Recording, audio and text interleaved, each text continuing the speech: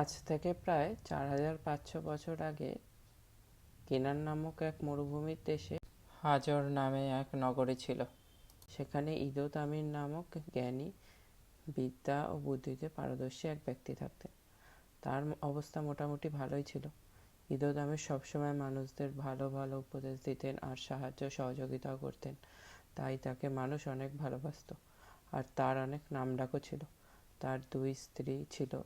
প্রথম স্ত্রীর নাম ছিল জাহাদ তাফার, যিনি কোনান দেশের জেরিকা নামক আর এক নগরীর কন্যা ছিলেন। প্রথম স্ত্রী হানান, কিবোর, বারাক, আহাব, হিরাম, নাথান, জাবির, লাবান, হারান, জাকান এবং আদেল তামির নামে 11টা পুত্র সন্তান ছিল। কনিষ্ঠ পুত্র আদেল তামিরের বয়স তখন 7। তখন হঠাৎ এক দুরারোগ্য ব্যাধিতে ইদো তামিরের প্রথম স্ত্রী মারা যান। উনি এতে খুব শোকাহত হন আর বিশেষ করে আদেল তামিরের জন্য চিন্তিত হয়ে পড়েন খুব। তাই আদেল তামির এর দেখভাল করার জন্য তিনি জাহাদ তাফেরের বোন সারাই তাফারকে বিবাহ করেন। বছরখানেক পরে সারাই তাফেরের গর্ভে ইসাক তামির এর জন্ম হয়, যিনি পরবর্তীকালে বাদশাহ ইদ্রিস সিনিয়াত সিদ নামে পরিচিত। ইসাক তামির তথা বাদশাহ ইদ্রিস সিনিয়াতের বাল্যকাল থেকেই খুব নম্র, ভদ্র, বুদ্ধিমান আর পিতামাতার খুব বাধ্য সন্তান ছিলেন। তিনি খুব ছোট বয়স থেকেই পিতার কাছে গিয়ে ধর্মশিক্ষা করতেন। পিতার কাছ থেকে তিনি সংযম বিদ্যাও শেখেন ভালোভাবে। তাই তিনি সহজে কোনো কিছুর প্রলোভনে পড়ে নিজের পদস্খলন ঘটাতেন না। এছাড়া নৈতিক চরিত্রের দিক থেকেও কিভাবে উন্নত হওয়া যায় সে বিষয়ে এক পণ্ডিতের কাছে গিয়ে বিদ্যা রপ্ত করতেন। আর তার প্রখর মনে রাখার ক্ষমতাও ছিল।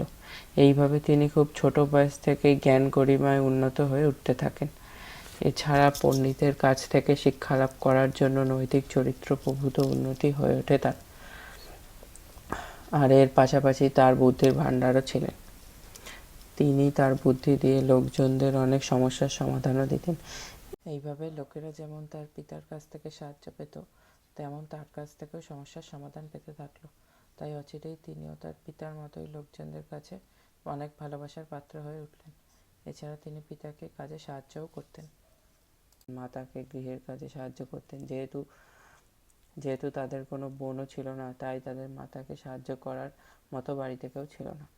এইভাবে তিনি ছোটবেলা থেকে একজন ভালো মানুষ হওয়ার জন্য যা যা কিছু লাগে সমস্ত কিছু রপ্ত করার দিকে মনোনিবেশ করেন। এই জন্য তিনি পিতার কাজ সেরে এসে আবার গৃহে মাতাকেও কাজে সাহায্য করতেন। এই সমস্ত কারণে তাদের পিতা ইসাক তামিরকে মন থেকে একটু বেশিই ভালোবাসতেন। তাই এই 11 ভাই ভাবত যে পিতা বোধহয় ইসাককেই তার সমস্ত সম্পত্তি দিয়ে দেবেন, তাই ওকে যে করেই হোক সরাতে হবে। যদিও তাদের পিতা কখনোই কাউকে তার সম্পত্তির প্রাপ্ত অধিকার থেকে বঞ্চিত করার কথা ভাবতেনও না, কিন্তু ইসাক তামিরের ভাইরা পিতাকে ভুল ভাবত আর ইসাককে খুব হিংসা করত। যদিও ইসাক তাদের ভাইদেরকে খুব মন থেকে ভালোবাসত। ভাইদের এই হিংসা তাদের পিতা ইদো তামির বুঝতে পারতেন। তাই তিনি ইসাক তামিরকে সবসময় সাথে করে নিয়ে থাকতেন, যাতে কেউ তার কোনো ক্ষতি না করে দেয়।